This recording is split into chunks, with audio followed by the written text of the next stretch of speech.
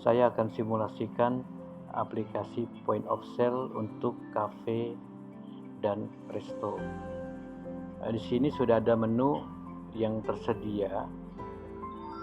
Untuk aplikasi resto, yang utama adalah menu dari point of sale. Di point of sale ini sudah disediakan session dengan beberapa kasir. Contohnya ini saya buat hanya satu kasir saja. Untuk mulai bertransaksi di kasir, klik New Session. New Session ini sebagai pengantar untuk cash drawer akan digunakan oleh kasir sebagai transaksi uang masuk dan uang keluar. Jadi harus diperhatikan di sini terkait dengan uangnya. Di sini sudah ada opening cash atau uang modal 156.000 atau uang yang tersimpan dari kasir sebelumnya. Ketika kasir ini belum menyetor uang ke bank atau ke bagian kas besar perusahaan, maka akan roll terus, akan tergulung terus kasir dengan nilai opening cash-nya. Saya lanjut di sini bisa kita input dengan shift 2 misalnya, karena 156.000 ini adalah shift 1.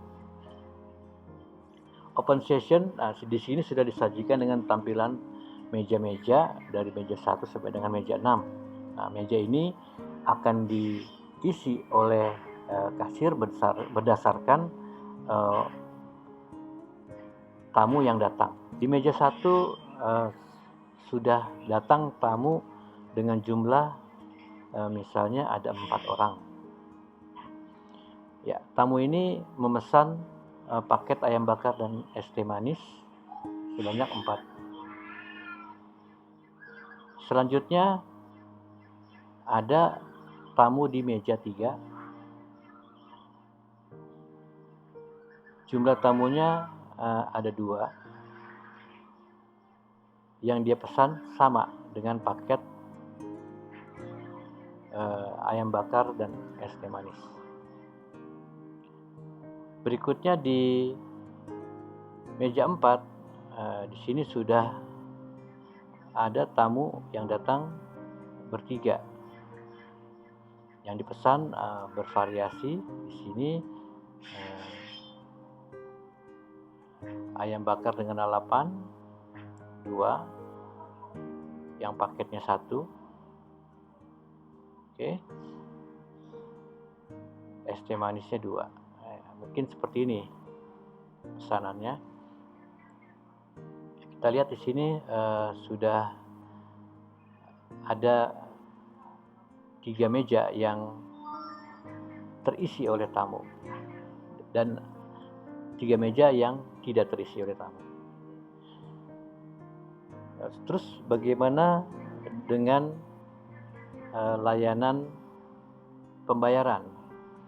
Kalau tadi sudah dipesan, kemudian pesanannya ini sudah di-deliver ke masing-masing meja dan customer akan membayar. Ya.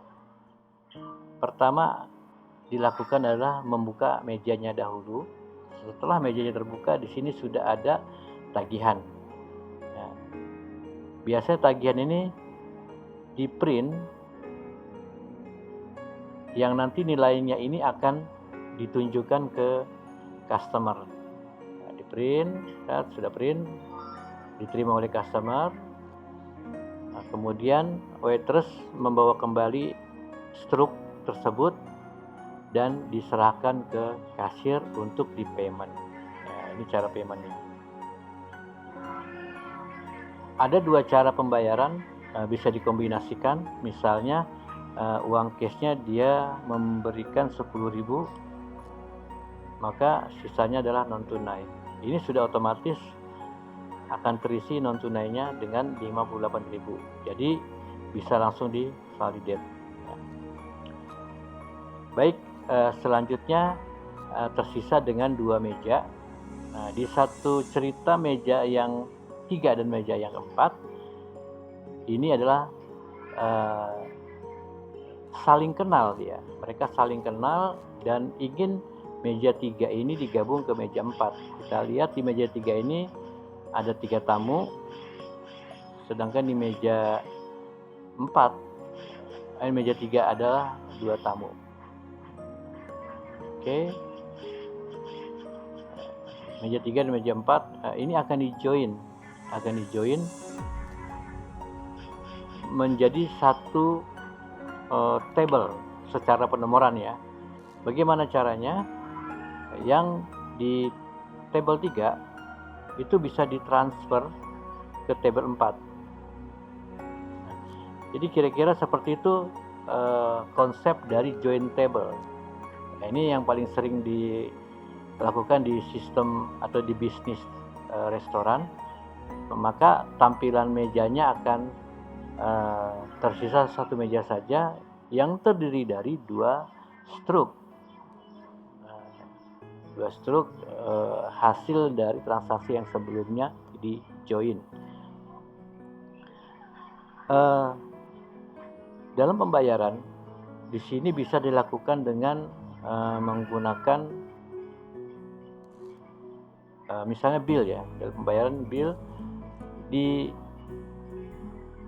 ke meja 4, kemudian meja 4 memberikan minta di split menjadi 2 gitu ya. 2 pembayaran. Misalnya seperti itu. Saya coba ya.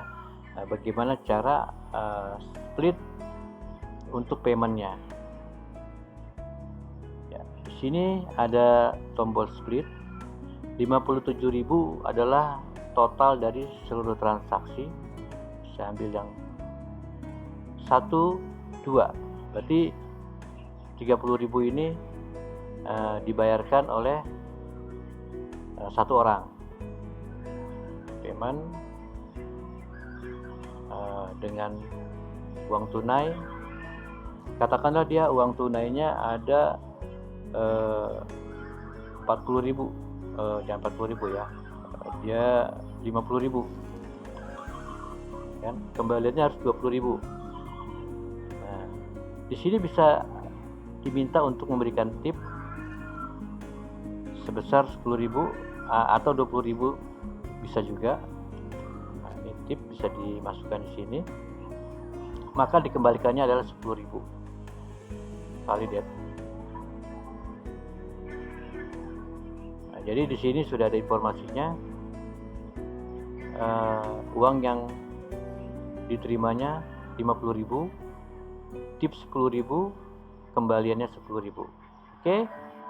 Kita kembali lagi ke meja 4. Di sini sudah ada sisa dari 5 yang 30.000 tadi kan sudah dibayarkan. Tinggal ada 2 struk atau 2 transaksi yang belum dibayarkan. Nah, ini bisa langsung dibayarkan dengan payment sebesar 27.000 dengan tunai.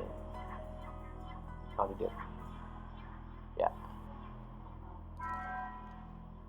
Transaksi sudah selesai dilakukan. Nah, di sini bisa kita lihat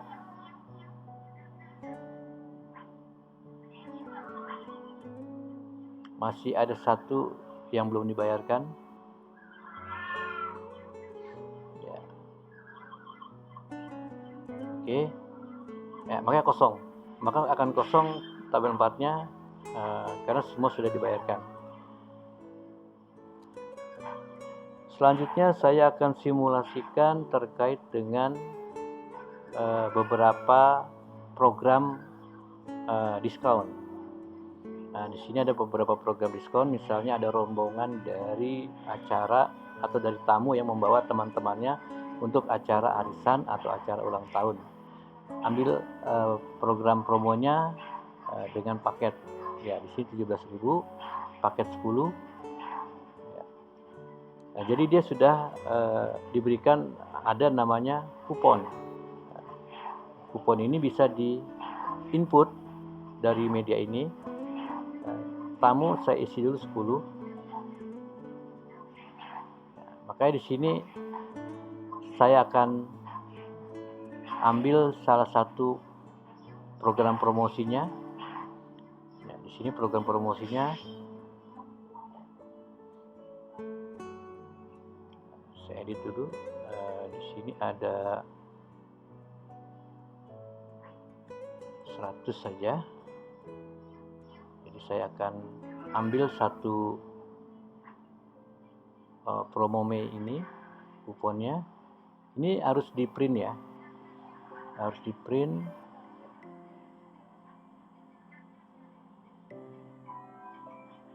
Agar mudah di scan kodenya. Tapi saya ambil copy dulu untuk ambil barcode-nya. Saya akan transaksikan di sini.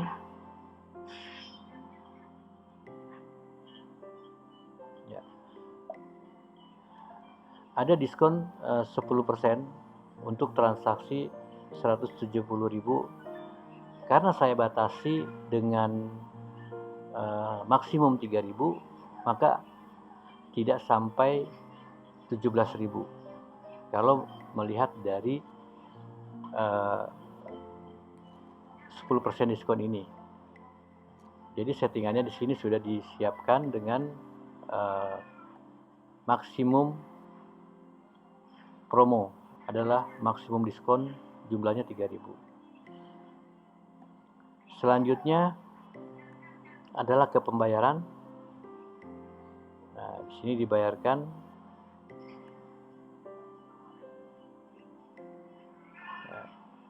benar ya, dibayarkan uang cash validate. Ya. Selesai simulasi untuk promo. Bagaimana sekarang cara kasir keluar untuk mengganti SIP berikutnya? Ya, di sini sudah ada pintu keluar dengan close. Nah, di sini uangnya sudah digabung dengan uang yang opening tadi, yang pertama 156.000. Seandainya ada ketidaksesuaian dari nilai uang cash, itu nanti akan terlihat di selisihnya. Misalnya di sini saya akan input sebesar 300.000.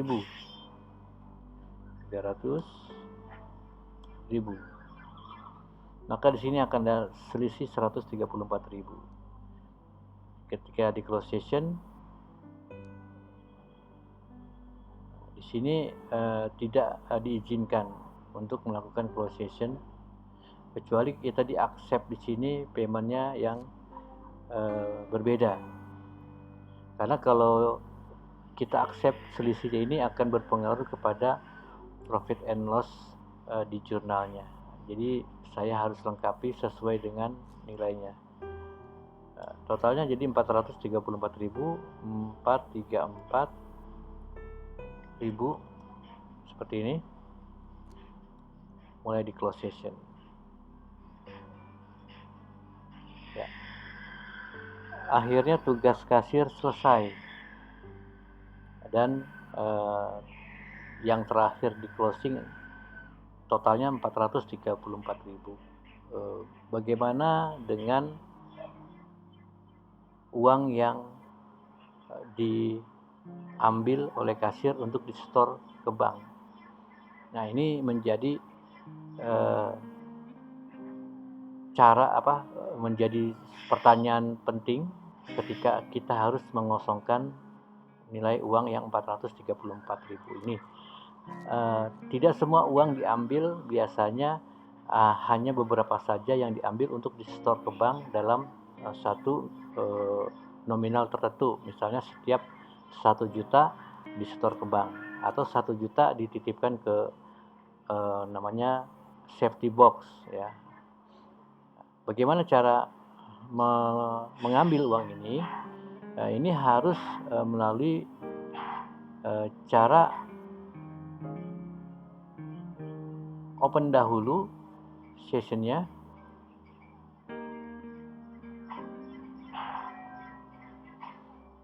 Ya, di sini saya open dulu sessionnya, kemudian bisa dilakukan cash in atau cash out. Ya, jadi untuk uang yang akan diambil, katakanlah 400.000, kita harus tambahkan minus.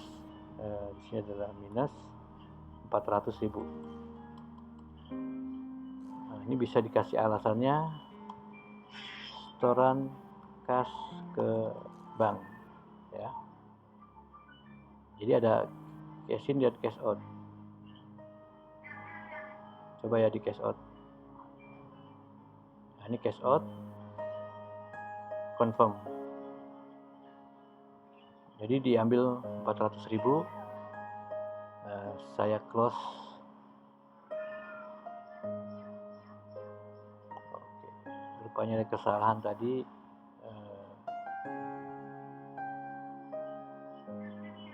Sebentar. Cash out 800.000. Tadi ada kesalahan.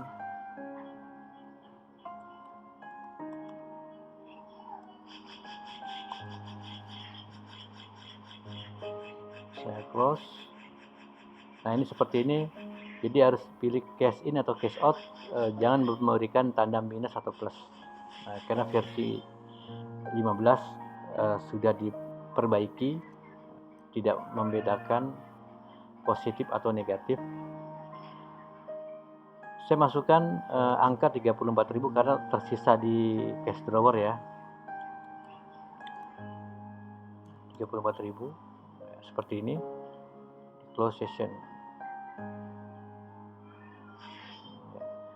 Maka akan terlihat closing yang terakhir tinggal 34.000. Semua pencatatan ada di order session. Di sini sudah ada pencatatannya.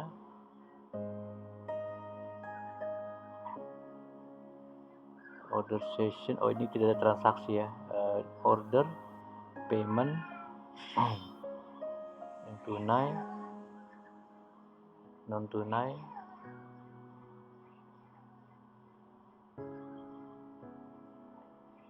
ya. Berikutnya bagian dari cash of name akan menemukan informasi terkait dengan posisi keuangan, karena fitur accounting tidak saya install. Di sini tidak bisa dilihat transaksi-transaksi yang detailnya ya. Nah, ini tidak saya tunjukkan ya di proses uang yang terkumpul di cash register. Dari saya itu saja untuk pengenalan penggunaan kasir pada resto menggunakan Odoo Enterprise versi 15. Terima kasih.